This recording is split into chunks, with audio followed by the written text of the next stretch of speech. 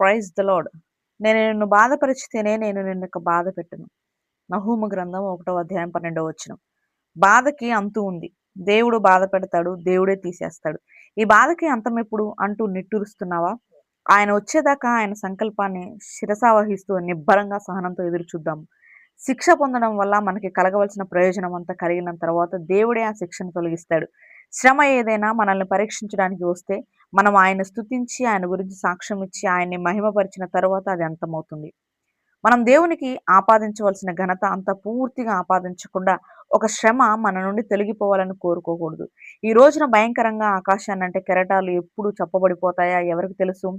సముద్రం గాజులాగా నిర్మలంగా అయితే సముద్ర పక్షులు అలలతో ఎంత త్వరగా ఆటలు ఆడతాయో మనకేమి తెలుసు?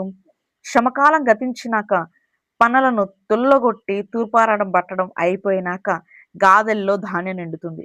ఇప్పుడు ఎంత దుఃఖంలో ఉన్నామో కొద్ది గంటలు గడిచాక అంత సంతోషభరితులమవుతాం.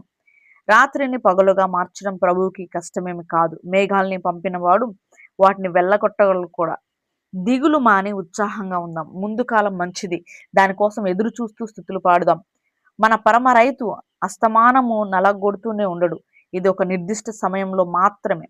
వర్షాలు త్వరలోనే వెలిసిపోతాయి. ఏడుపు కొద్ది గంటలే ఉంటుంది. తెల్లవారితే ఇక శోకం ఉండదు. మన శ్రమ క్షణికమే.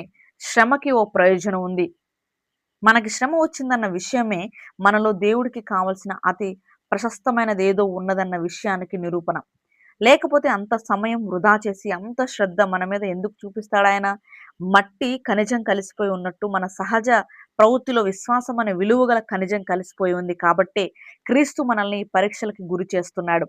ఈ నైర్మల్యాన్ని, పరిశుద్ధతను వెలికి తేవాలనే ఆయన మనల్ని కొలిమిలో వేసి కాలుస్తున్నాడు.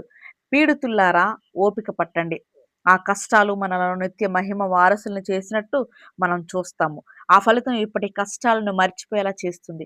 దేవుడు మనల్ని మెచ్చుకుంటూ అనే ఒక్క మాట, దేవదూతల ఎదుట మనకి జరిగే సన్మానం, క్రీస్తులో మనం పొందే మహిమ, వీటన్నిటి ముందు ఈ బాధలు లెక్కలోనివా?